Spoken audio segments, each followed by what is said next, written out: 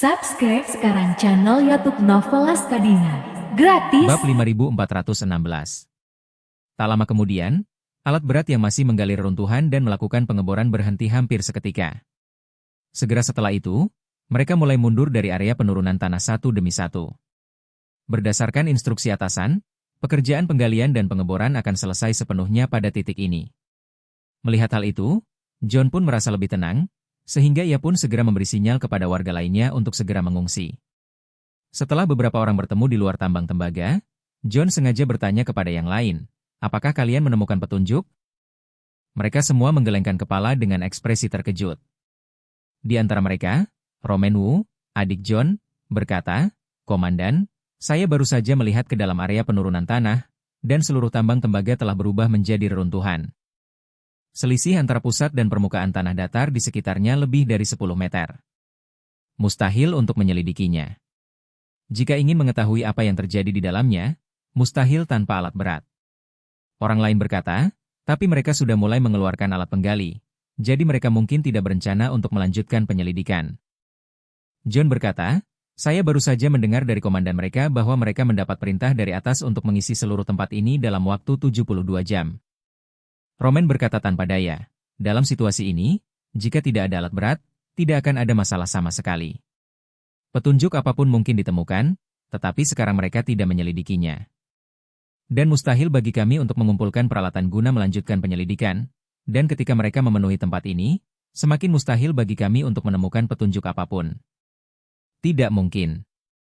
John berpura-pura mendesah sedih, katanya, "Mereka akan segera mengevakuasi semua orang di area penurunan tanah, dan kemudian kita tidak akan bisa menyelinap di bawah hidung mereka untuk menemukan petunjuk. Dan tidak akan lama lagi mereka akan mulai melakukan penimbunan kembali. Tidak perlu lagi bagi kita untuk tinggal di sini. Mengapa tidak mengungsi terlebih dahulu, kembali kepada Tuhan, dan lihat apa yang telah Tuhan perintahkan?" Oke. Beberapa orang juga tahu bahwa saat ini tidak ada jalan keluar yang baik, jadi mereka semua setuju untuk turun. Setelah itu, beberapa orang kembali ke tempat mereka parkir sebelumnya. John berkata kepada beberapa orang, "Kalian pergilah lebih jauh, aku akan melapor kepada Lord di dalam mobil." Beberapa orang mengangguk pada saat yang sama dan berjalan jauh ke arah yang berlawanan. John baru saja masuk ke mobil, mengeluarkan ponselnya, dan menggunakan perangkat lunak kontak khusus untuk melakukan panggilan suara ke Lord. Ketika telepon tersambung, Tuhan bertanya kepadanya, "Apakah situasinya jelas?" John berkata cepat, "Laporkan kepada Tuan, kalian para bawahan sudah memasuki lokasi tambang tembaga untuk menyelidiki, tetapi sekarang seluruh tambang tembaga telah runtuh dari bawah. Bahkan bagian atas tambang telah runtuh seluruhnya menjadi reruntuhan, dan seluruh lokasi penuh dengan puing-puing konstruksi yang runtuh, dan tidak ada petunjuk yang dapat ditemukan." Sang penguasa bertanya dengan tajam, "Bagaimana ini bisa terjadi? Pangkalan sebesar ini sudah hancur? Bagaimana dengan orang-orang di dalamnya? Mungkinkah mereka semua terbunuh?" John berkata dengan panik, "Kembali kepada Tuhan, bagaimana keadaan orang-orang di dalam?" Para bawahan tidak tahu apa-apa. Harapannya tertuju pada penyelidikan resmi Siprus. Namun kini mereka telah memerintahkan agar seluruh lokasi itu ditimbun, dan mereka telah menyatakan kepada publik bahwa tambang tembaga itu telah mencapai akhir masa manfaatnya dan telah ditinggalkan secara artifisial. Sang raja bertanya dengan suara dingin, "Mengapa para pejabat Siprus begitu bersemangat memenuhi tempat itu? Dengan terburu-buru menutupi bukti, mungkinkah mereka menemukan sesuatu yang disembunyikan dari publik?" John setuju, dia tidak menyangka bahwa Tuhan memahami inti permasalahan dalam sekejap. Namun, tidak ada jalan kembali ketika haluan dibuka. Dia tidak berani mengambil tanggung jawab bahwa seluruh garnisun prajurit yang tewas telah diduduki, dan bahkan Tuan Jarvis pun dicekik. Dia hanya ingin memberitahu Tuhan bahwa alasan tempat ini diratakan dengan tanah adalah karena musuh misterius itu terlalu kuat. Sama seperti kekalahan di New York dan Eropa Utara, bukan berarti pihak sendiri terlalu kuat, tetapi musuh terlalu kuat. Jadi, dia hanya bisa menggigit peluru dan berkata, "Tuanku, bawahan merasa bahwa orang-orang yang ditempatkan di tentara yang mati, serta Tuan Jarvis, mungkin mati, dan sangat mungkin musuh memanfaatkan ketidaksiapan mereka untuk mencuci tempat ini dengan darah." "Cuci darah?" gumam sang penguasa. "Jarvis sangat kuat, siapa yang bisa mencucinya dengan darah?" John meratap, "Tuanku, bawahan ini tidak tahu siapa yang melakukannya, tolong hukum saya." Setelah sekian lama, sang Bhagav berkata dengan lesu, "Lupakan saja, sepertinya." Dunia ini tidak seperti yang kupikirkan, aku terlalu optimis. Setelah itu, Sang Bhagav bersabda lagi, baiklah, kalian mundur saja dari situ, jangan ceritakan hal ini kepada siapapun, pelakunya akan dibunuh tanpa ampun. Mendengar ini, John merasa sangat lega. Sebagai gubernur rumah gubernur di pasukan kanan, dia adalah salah satu pejabat paling terpercaya di Lord. Dia tahu logika dasar operasi internal Warriors Den. Dalam Warriors Den, 5 rumah gubernur utama beroperasi secara independen satu sama lain. Tidak seorang pun mengetahui situasi spesifik dari 4 rumah gubernur lainnya, di mana mereka berada, berapa banyak orang yang berada di bawah komando mereka, berapa banyak prajurit yang tewas dan berapa banyak alam gelap dan bahkan master transformasi yang ada di masing-masing tempat. Selain itu, ada tembok informasi yang ketat di dalam rumah masing-masing gubernur. Ambil contoh stasiun tentara yang tewas di Siprus, operasi hariannya sepenuhnya berada di bawah tanggung jawab Ziron, komisaris stasiun tentara yang tewas.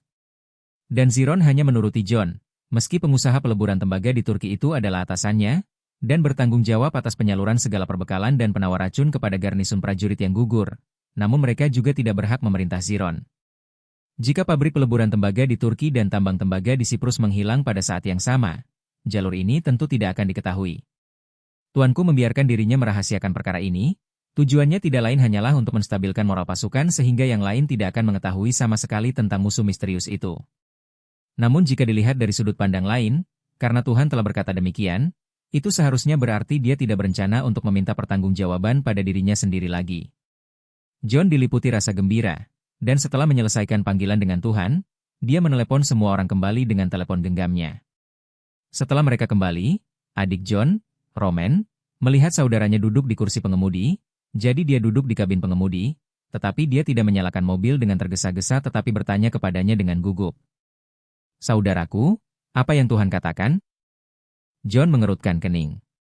Ia menegur dengan suara pelan, sudah kubilang berkali-kali, kau hanya boleh memanggilku saudara saat diam-diam, dan lain kali kau boleh memanggilku gubernur. Roman buru-buru berkata, ya, gubernur. Bukankah bawahan ini mengkhawatirkan Anda? Saya takut Tuhan akan menghukum Anda. John tersenyum kecil dan berkata, hal seperti itu jauh di luar kemampuanku. Setelah itu, John melambaikan tangannya, ayo kembali, sudah hampir waktunya. Roman mengangguk, menyerahkan sebotol air kepadanya, dan berkata, Gubernur, tenangkan dirimu, kami akan kembali sekarang. John saat ini, karena perasaan bertahan hidup setelah bencana, sangat santai. Setelah bersantai, dia benar-benar merasa haus, jadi dia mengambil air, membuka tutupnya, dan meneguknya beberapa kali. Beberapa detik kemudian, wajahnya tiba-tiba berubah drastis. Ia menatap tajam ke arah adiknya, Roman, yang duduk di kursi pengemudi. Dan dengan susah payah dia berkata, Roman, kamu meracuni airnya? Bab 5417. Mendengar pertanyaan saudaranya, Roman menoleh untuk menatapnya, mencibir, dan berkata, saudaraku yang baik, janganlah salahkan aku karena menjadi penggantimu yang kejam bagi Tuhan. Apa? John tercengang. Dia tidak pernah menyangka bahwa, sebagai gubernur salah satu di antara 5 rumah gubernur militer, dan sebagai orang kepercayaan Tuhan yang paling dia percayai, dia akan mempunyai pengganti. Terlebih lagi, dia bahkan tidak bisa membayangkan bahwa sosok alternatif ini sebenarnya adalah sang adik. Saudara kandungnya sendiri. Dia tiba-tiba bertanya, kapan kamu menjadi penggantiku? Roman tersenyum, sebelum kamu menjadi gubernur di Menshan yang tepat, aku sudah menjadi penggantimu. Aku sudah tahu tentang menjadi gubernur sebelum kamu. Bajingan. John meraung marah, kau adikku sendiri. Kau adikku sendiri yang kulihat tumbuh dewasa. Kau sudah siap untuk ini. Tapi kau tak pernah memberitahuku selama bertahun-tahun? Roman bertanya balik, kenapa aku harus memberitahumu? Ini misi rahasia yang diberikan Tuhan kepadaku. Kau dan aku adalah hamba setia Tuhan, pertama-tama, dan kedua, saudara. Jika bukan karena usahamu yang sia-sia untuk menipu Tuhan, Dia tidak akan membiarkanku menggantikanmu. Kesalahannya adalah kamu memiliki niat yang egois terhadap Tuhan. John ketakutan dalam hatinya, dan berdalih, aku tidak. Tuhan dihormati, dan Tuhan bagaikan dewa di hatiku. Bagaimana mungkin aku menipu Tuhan? Masih sofisme, kata Roman dingin. Saudaraku, percakapan orang-orang di tenda tadi lebih dari itu. Kau mendengarnya sendiri, dan aku juga mendengarnya. Apa? Seru John bagai tersambar petir. Kau mengikutiku? Roman berkata dengan enteng, menguntit itu mustahil. Pertama, sebagai penggantimu, aku tidak. Hanya harus siap menggantikanmu setiap saat, tetapi aku juga harus memberikan semua informasi yang kudapatkan kepada Tuhan secara langsung, agar kau tidak menyembunyikan apapun darinya. Lagi pula, dia menatap John dan berkata dengan ekspresi dingin, "Saudaraku, jika kamu dengan jujur melapor kepada Tuhan dan mengaku bersalah atas masalah hari ini, Tuhan mungkin masih akan melihat keluarga kita dan kamu selama bertahun-tahun. Dihadapkan dengan kerja keras, dia bisa saja mengampuni nyawamu, tapi kau bingung, kakak. Apa kau lupa 3 hukum besi sarang prajurit? Mereka yang tidak mematuhi perintah dipenggal. Para pengganggu dipenggal. Kejahatan menipu raja adalah hukuman mati." John menatapnya, dan bertanya sambil menggertakkan giginya. "Jadi kamu tahu kalau aku berbohong kepada Tuhan sehingga kamu tidak membantu kakakmu menyembunyikannya, tapi kamu melaporkannya kepada Tuhan?" Roman tersenyum sinis dan berkata, "Saudaraku, seperti yang baru saja kukatakan, kesetiaan kepada Tuhan adalah hal yang terpenting. Fondasi hubungan antara kau dan aku juga didasarkan pada fakta bahwa kau dan aku berdedikasi pada tugas kita dan setia kepada Tuhan. Jika kau mengkhianati Tuhan, persaudaraan antara kau dan aku akan hilang dengan sendirinya, dan kau bukan lagi kakak laki-lakiku, melainkan musuhku dan seluruh Warriors Den." Roman menghela napas panjang. Ia menarik napas dalam-dalam dan berkata dengan penuh emosi, "Oh, saudaraku tersayang, tahukah kamu bahwa aku telah menantikan hari ini datang lebih cepat daripada kamu telah menjadi gubernur selama lebih dari 20 tahun. Kamu juga bisa menerima ramuan yang dianugerahkan Tuhan secara teratur. Jika kamu berjanji untuk setia kepada Tuhan selama periode ini, kamu mungkin bisa menguasai aura seumur hidupmu. Siapa yang tidak tergoda oleh godaan sebesar itu? Terlebih lagi, aku adalah penggantimu. Bukan hal yang mustahil bagiku untuk menjadi gubernur. Selama kamu disingkirkan, akulah yang akan memegang kendali." John merasa sangat kesal di dalam hatinya. Ia tak pernah menyangka adik laki-laki yang ia bawa sejak kecil dan membesarkan serta mendukungnya sepenuh hati ini akan mengkhianatinya di saat kritis. Saat itu, ia ingin melawan dan melarikan diri, tetapi ia merasa seluruh tubuhnya dibius total. Ia terkulai di jok, bahkan tak punya tenaga untuk mengangkat lengannya. Saat itu, apalagi melarikan diri, ia bahkan tak bisa membuka pintu mobil. Dengan berlinang air mata, ia berkata kepada Roman, "Roman, kalau aku mati, Tuhan pasti akan menyiapkan penggantimu di sisimu kelak. Mungkin suatu hari nanti, akhirmu akan sama dengan akhirku. Aku akan menjadi pelajaran bagimu." "Tidak." Roman menggelengkan kepalanya, dan berkata dengan tenang, "Aku berbeda darimu, aku tidak akan pernah mengkhianati Tuhan, orang tua." Roman berkata lagi, "Jika aku berbuat baik, Tuhan akan memberi pahala kepadaku, aku akan menerimanya. Jika aku tidak berbuat baik, Tuhan akan menghukumku, aku akan menerima hukuman itu, tetapi aku tidak akan pernah berbohong kepadanya untuk menghindari hukuman." Roman menatap John dengan sedikit sarkasme di wajahnya dan berkata, "Saudaraku, kesalahanmu adalah kau tidak memiliki pengetahuanku.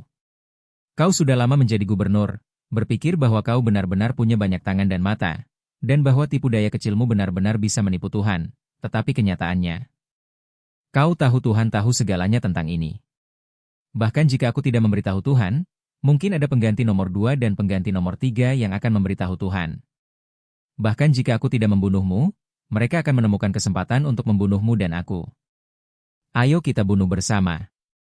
John terkejut, lalu tertawa getir, mengangguk, dan berkata, "Baiklah, kau lebih pintar dariku, lebih tegas dan lebih kejam dariku.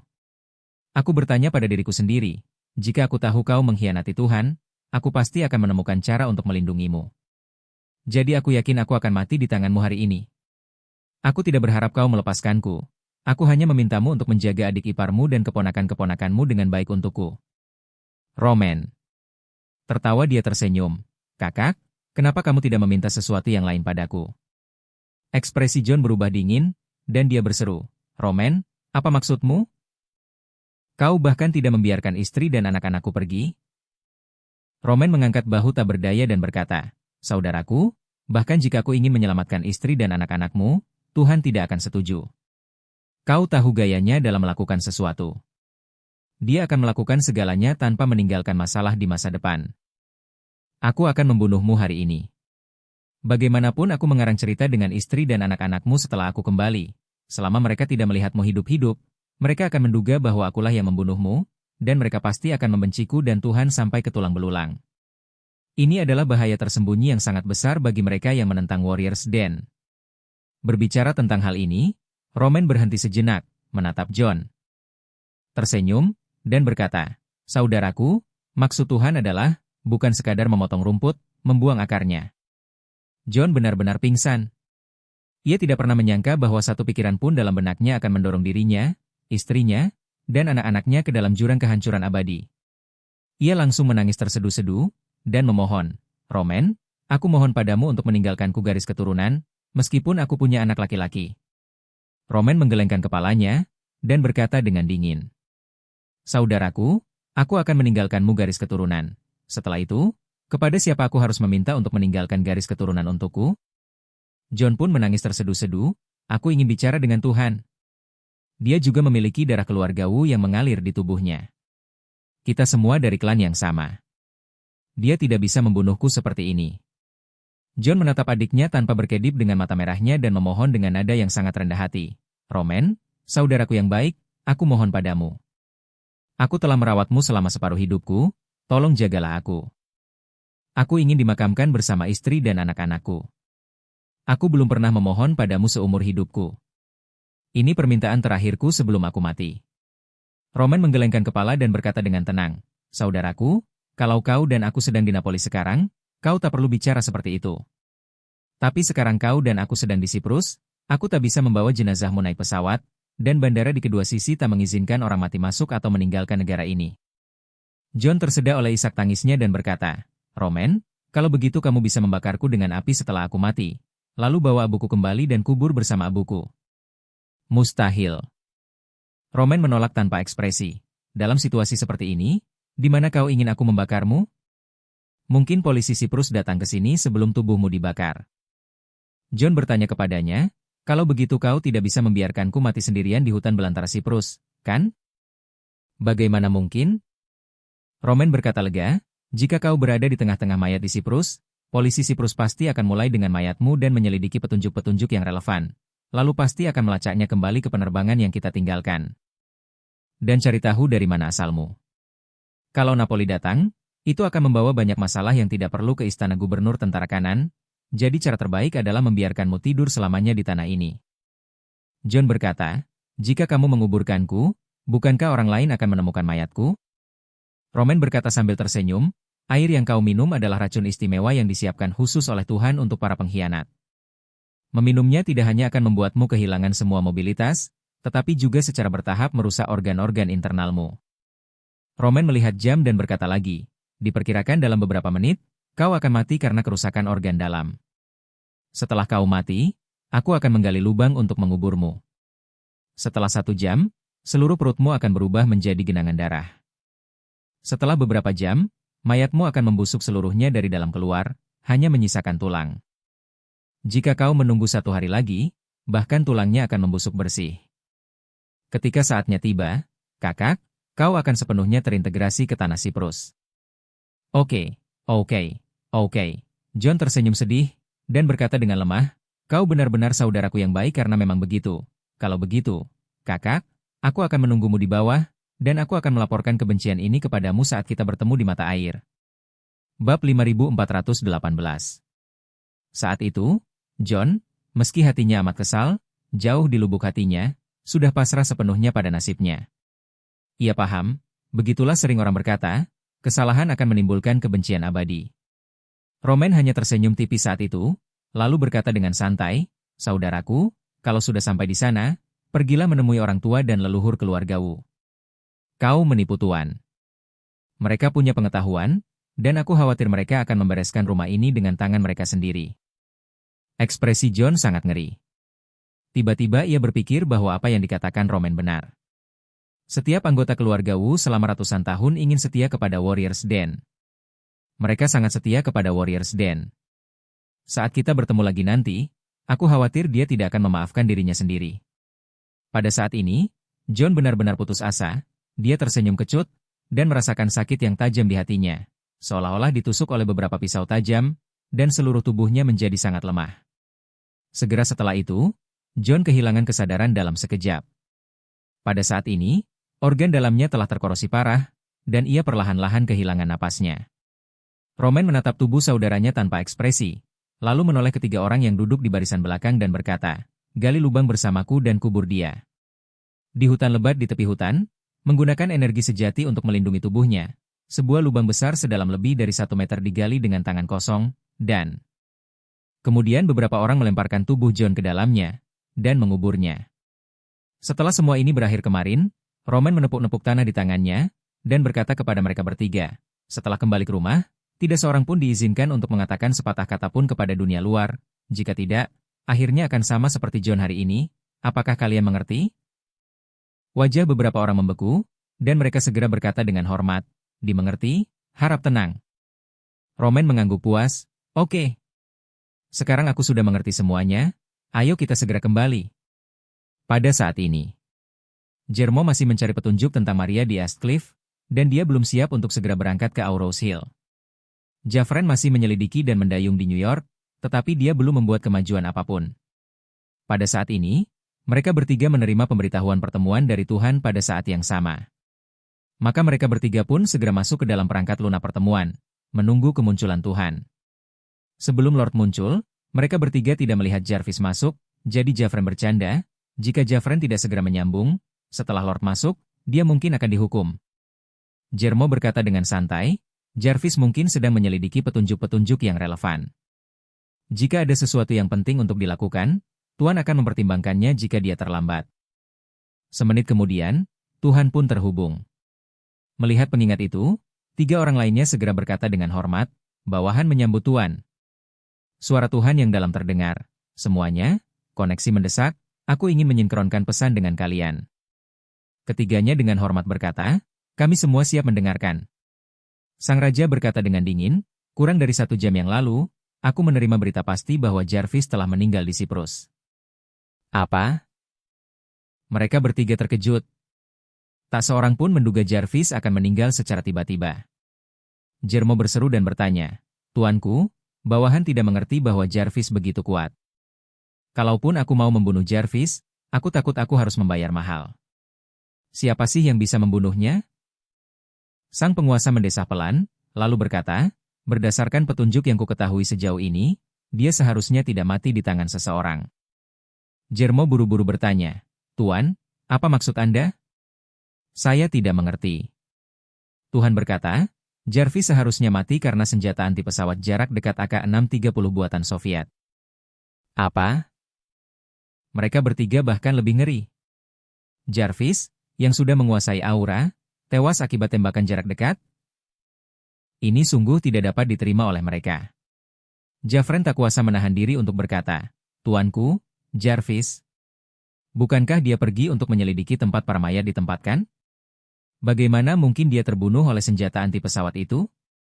Apakah senjata anti pesawat itu sekuat itu?" Sang penguasa berkata, "Aku berkonsultasi dengan para ahli senjata. Ini meriam yang sangat kuat. Dengan kekuatan Jarvis, jika dia bersiap terlebih dahulu dan mengerahkan seluruh kemampuannya, dia harus mampu menahan 2 atau 3 tembakan langsung. Tetapi jika lawan menyerangnya tanpa persiapan, dia mungkin tidak akan mampu menangkis 1 tembakan pun." Berbicara tentang ini, Tuan berhenti sejenak, lalu berkata, "Jumlah peluru yang dapat ditembakkan oleh senjata pertahanan jarak dekat semacam ini dalam 1 menit adalah 3.000 butir peluru." Bab 5419. Perkataan sang raja mengagetkan ketiga bangsawan itu. Baru saja, ketika mereka mendengar Tuhan berkata bahwa Jarvis telah mati, mereka mengira Jarvis telah bertemu dengan master yang lebih kuat. Tetapi sekarang mereka menyadari bahwa ia meninggal karena senjata anti pertahanan udara. Awalnya mereka berpikir bahwa hanya sedikit orang di dunia ini yang bisa menyakiti mereka. Dan mereka pada dasarnya bisa mendominasi. Namun hari ini mereka menyadari bahwa apa yang disebut budidaya tidak ada apa-apanya dibandingkan dengan senjata berat. Jafren yang berada di New York bertanya dengan gugup, "Tuanku, siapa yang akan menggunakan artileri jarak dekat untuk menghadapi Jarvis? Mungkinkah itu tentara resmi Siprus?" "Tidak," kata Tuhan dengan suara rendah. "Jenazah Jarvis, beserta hulu ledak dan selongsong peluru dari senjata anti pesawat, semuanya berada dalam jangkauan garnisun tentara yang tewas di Siprus. Yang berarti musuh memasang senjata anti pesawat di dalam garnisun terlebih dahulu. Lalu menunggu Jarvis datang ke pintu dan melakukan perbuatan baik. Begitu dia tiba di garnisun, dia ditembak dan dibunuh oleh senjata anti pesawat dari jarak dekat. Ah! Jafren tiba-tiba panik dan berseru. Tuanku, jika sesuai dengan apa yang Anda katakan.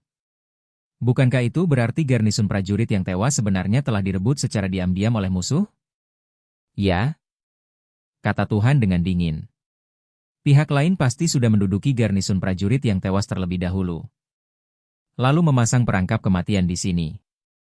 Jermo berkata, Tuan, garnisun prajurit yang tewas selalu menjadi rahasia utama dalam pertemuan itu. Dan semua informasi tentang garnisun hanya ada di tangan Panglima tertinggi dari 5 Panglima tertinggi Angkatan Darat. Bawahan benar-benar tidak dapat memahaminya. Bagaimana musuh menemukan Siprus?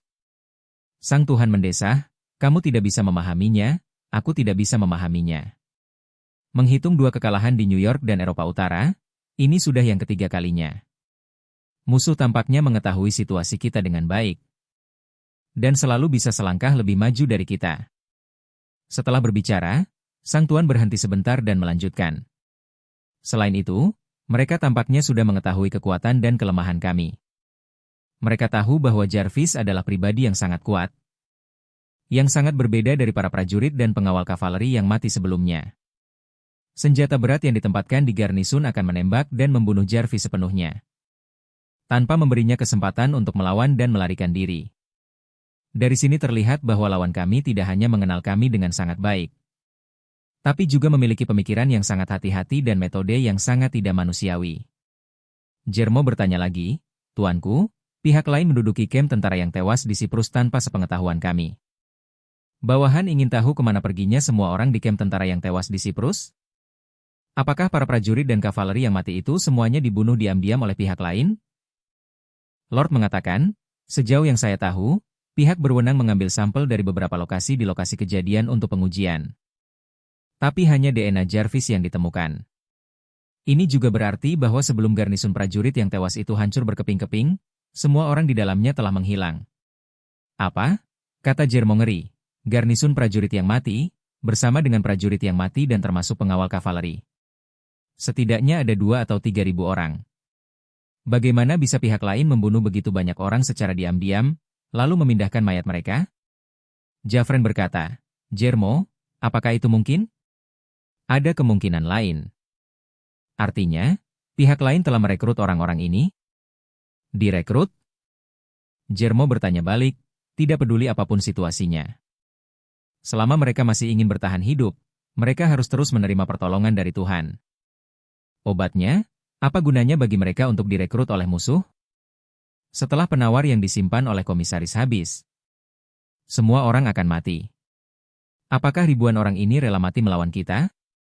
Jafren berkata, mungkinkah musuh punya cara untuk mendetoksifikasi mereka? Sang Tuan segera berkata dengan dingin, sama sekali tidak mungkin.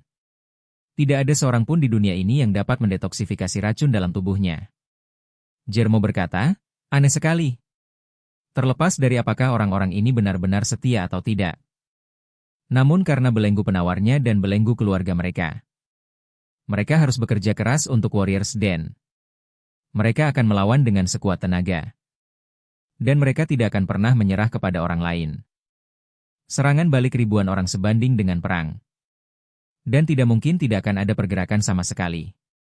Setelah selesai, Jermo berkata lagi, apalagi di TKP hanya ada DNA Jarvis.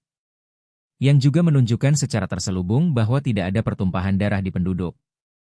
Dan tidak adanya pertumpahan darah membuktikan bahwa orang-orang ini tidak menunjukkan perlawanan. Mereka tahu bahwa mereka akan mati jika tidak mendapatkan obatnya. Tapi mereka tidak punya perlawanan. Ini benar-benar kontradiktif. Bab 5420. Tuhan bertanya, lalu menurutmu apa yang telah terjadi? Jermo bergumam, kembali kepada Tuhan, bawahan lebih condong.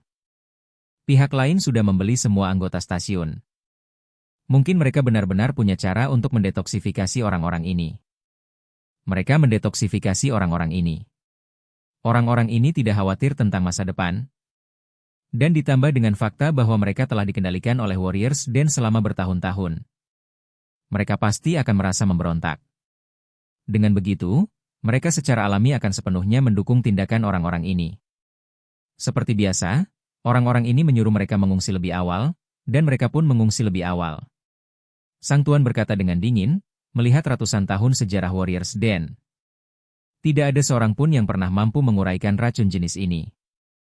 Untuk mendetoksifikasi racun semacam ini, hanya menguasai energi spiritual saja tidaklah cukup. Jika Anda ingin menggunakan energi spiritual untuk detoksifikasi, pertama-tama Anda harus memiliki pemahaman yang kuat tentang energi spiritual. Kontrol yang tepat, titik ini, bahkan kalian berempat tidak bisa melakukannya. Belum lagi, sangat sulit untuk mendapatkan energi spiritual. Masih masuk akal untuk mendetoksifikasi 1 atau 2 orang. Tapi untuk mendetoksifikasi ribuan orang, siapa yang bisa menawarkan energi spiritual sebesar itu? Jermo mendesah, dengan cara ini, masalah ini tidak masuk akal. Tuhan juga kurang percaya diri pada saat ini dan berkata pada dirinya sendiri. Jika benar seperti dugaan Jermo, musuh kita pastilah kawan-kawan kita. Dan kekuatannya mungkin tidak kalah denganku. Tapi ada hal lain yang tidak bisa dijelaskan karena dia sangat kuat. Mengapa repot-repot menggunakan senjata pertahanan jarak dekat untuk menghadapi Jarvis? Ini, Paman Jermo tidak bisa memikirkan alasannya. Dia bergumam. Mungkin lawan berpikir bahwa kekuatannya sendiri tidak cukup untuk menang. Namun, peluang menang dengan artileri jarak dekat lebih besar. Tuhan berkata, saat ini, musuh telah membunuh salah satu bangsawanku dan menghancurkan salah satu garnisun prajuritku yang mati. Namun saya tidak tahu apapun tentang musuh, jadi saya telah memerintahkan kelima pasukan untuk menghentikan beberapa aktivitas asing. Saat ini, hanya kalian bertiga yang masih menjalankan misi. Mulai sekarang dan untuk jangka waktu tertentu di masa depan, berhati-hatilah, utamakan keselamatan, dan jangan membuat keadaan menjadi terlalu sulit dalam keadaan apapun. Jermo setuju, jika Jarvis ditembak oleh senjata anti pesawat, maka kita bertiga tidak boleh menjadi penentang senjata anti pesawat itu. Selain itu, Jarvis lincah dan cepat, dan memiliki kemampuan bersembunyi yang kuat. Namun meski begitu, ia tetap gagal lolos dari tembakan lawan. Terlihat bahwa lawan memiliki cara yang lebih kuat untuk memberikan peringatan dini. Dan cara-cara tersembunyi kita kemungkinan besar tidak akan berguna di hadapan mereka. Jafren dan Jeremiah harap lebih berhati-hati. Jafren segera berkata, karena lawan pandai menggunakan meriam pertahanan dekat. Ini membuktikan bahwa mereka harus memiliki pemahaman yang baik tentang senjata modern dan teknologi modern. Teknologi militer mutakhir itu masih sangat kuat. Konon, satelit mata-mata di luar angkasa bisa mengambil gambar kota korek api di darat. Tidak mungkin memiliki indera yang begitu kuat jika kamu mengolahnya dari kematian. Lagi pula, dia berkata lagi, Tuanku, karena lawan pandai menggunakan senjata pertahanan jarak dekat. Lalu para bawahan ini berpikir bahwa mereka mungkin bukan pejuang. Apalagi para biksu yang menguasai aura, dan kemungkinan besar para prajurit yang terlatih dengan baik. Prajurit, gumam sang raja, jika memang seorang prajurit, prajurit siapakah itu? Yeremia berkata, siapa prajuritnya, para bawahan tidak tahu. Namun bawahan merasa hal itu dapat dilakukan sejak awal dengan petunjuk senjata anti pesawat. Sang Tuhan bersenandung dan berkata, lanjutkan. Yeremia melanjutkan, saya baru saja memeriksa informasi tentang senjata ini. Meskipun senjata ini sangat mematikan, namun pada kenyataannya, itu bukan lagi senjata dan peralatan canggih. Ini hanya bisa dianggap sebagai generasi pertama senjata pertahanan jarak dekat.